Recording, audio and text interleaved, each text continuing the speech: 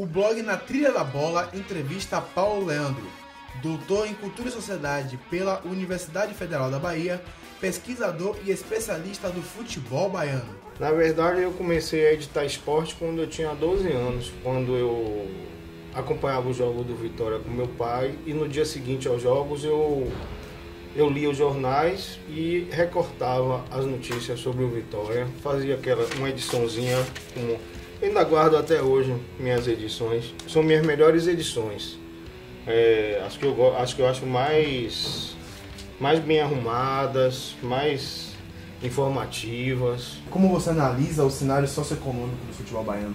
O mercado caiu muito, né? Pode mostrar ali? Aqui, ó. Essa matéria eu fiz em 87, ó. Antevendo tudo o que está acontecendo hoje. O fim do mercado de trabalho para o jogador, a concentração de renda em poucos clubes, o domínio de uma rede de televisão que bota a gente para assistir os jogos em horários mais inconvenientes só para satisfazer os anunciantes. Juiz, magistrado. Eu vou lhe dizer isso com o exemplo de um desembargador que hoje é juiz, que é desembargador, né? E que quando era jogador do Ipiranga, ele tinha um carro e o pai não tinha. E o pai juiz na época. O pai doido para ele ser magistrado também, né? Fazer carreira de direito. Aí ele, pô, meu pai, jogador do Ipiranga tem um carro, o senhor não tem. Então, para você ter uma ideia, antes a gente tinha mercado até para jogador do Ipiranga. No entanto, em 87 foi dado um golpe no futebol com a Rede Globo e o chamado Clube dos 13, que foi 13 clubes brasileiros, né? E aí eles criaram um campeonato e criaram um modelo de futebol altamente concentrador de renda, de forma que sufocou os outros clubes todos, tanto que alguns dos clubes nossos eram grandes produtores de craque, eram clubes que disputavam título, que dava gosto ver. O América do Rio, por exemplo, que grande clube era o América, quantos jogadores revelavam. No cenário local a gente tinha um Galícia, tinha um Ipiranga, tinha um Botafogo, tinha um Leônico. Eu lembro que meu pai ia me levar para Fonte Nova, a gente almoçava, mal almoçava, meu pai, para Fonte Nova, para ver preliminar. A gente via preliminar, a gente chegava cedo para ver a preliminar. Preliminar é como a gente chamava os jogos entre clubes tidos como de menor expressão e menor torcida, mas que eram grandes jogos de futebol que hoje não se compara com um jogo desse de Série A. Paulo, o que você vê do futebol amador aqui na Bahia? Futebol amador na Bahia é muito forte, sempre foi forte. Eu acho até que é uma temeridade a gente chamar de amador, porque fica parecendo que existe um profissional. Na verdade, o que existe é um futebol mercantil, de articuladores, né, de espertos, e um futebol de amor mesmo, né? Você já foi na Boca do Rio? Experimente na Boca do Rio de domingo, quando a maré baixa, e ali é lindo, velho. Os caras descem com a trave lá de cima do alto do cruzeiro da Boca do Rio. Cada um desce com um pedaço da trave, e ali não é leve não. Alto do São Francisco. Alto do São Francisco, me perdoe. E ali não é leve não, aquela parecendo, os caras aí botam na areia assim, ó, aquela coisa. Aquilo é futebol. Eu chamo de futebol, para diferenciar do tal de futebol, né? Paulo, o campeonato intermunicipal tem como principal objetivo revelar talentos. Para você, ainda o campeonato intermunicipal é uma vitrine de talentos? Não, isso é mentira. Não é revelar talento nada. Aquilo é política pura para manter o presidente da federação e os seus esqueminhas com os seus radialistas queridinhos sempre se aproveitando do futebol. Então não revela talento nenhum. Se revelou um dia um Jorge Campos, um Bobô, foi esporadicamente, uma vez na vida, outra na morte. Mas não tem essa política de revelação de talentos.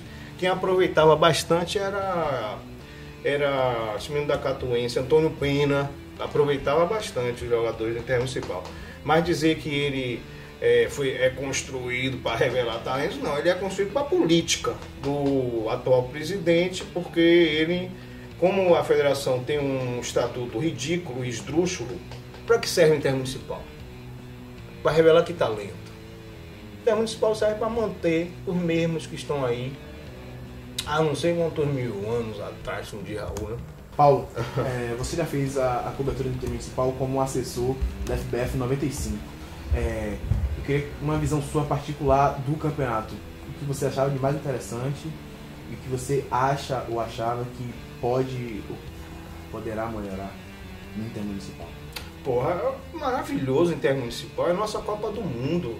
Não tem Copa do Mundo na Bahia. Né? Essa Copa que fizeram, isso é uma fraude, porra.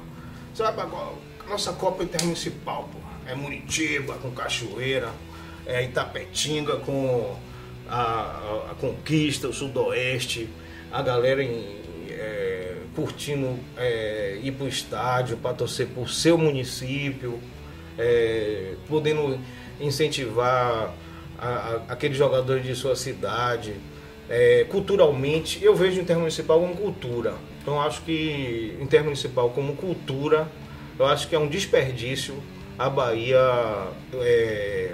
ter uma competição do porte do Intermunicipal apenas para a política rasteira de dirigentes de clubes que são do tamanho de um futebol que poderia ser maior, mais alto, mais vibrante, mais,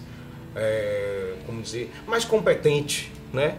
E, no entanto, o Intermunicipal é do tamanho de um anãozinho, né? Quando poderia ser um grande gigante da nossa cultura. Acho que o Intermunicipal deveria ser gerido pela área cultural e não esportiva, porque ele é muito mais do que futebol, ele é cultura. Eu sou um entusiasta do Intermunicipal.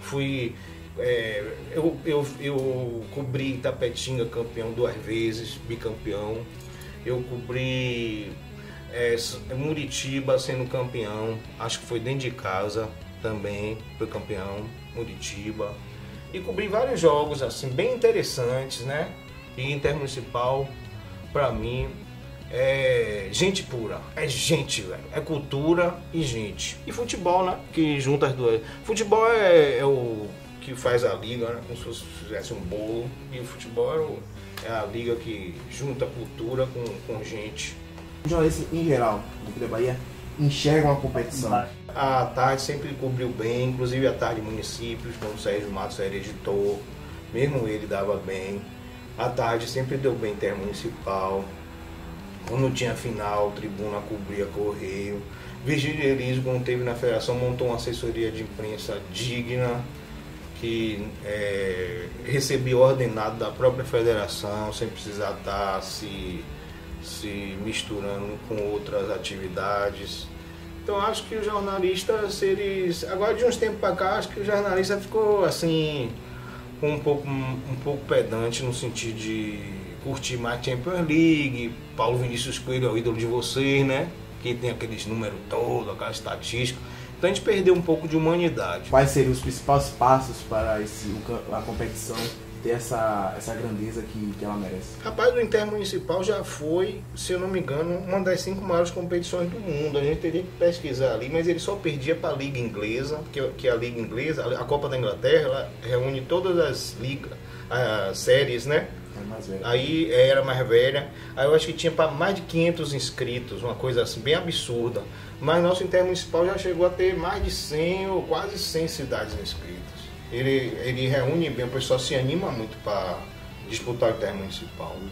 É uma competição que tem muito potencial e que, se ela for gerida com um olhar cultural, positivo, do bem, honesta, que faça realmente as cidades se movimentarem em torno do futebol e da sua cultura, ela tende a agregar muito para o patrimônio cultural baiano. Agora, do jeito que ela é organizada para uma política pobre, pequena e mesquinha, eu acho que é ruim, vamos dizer assim.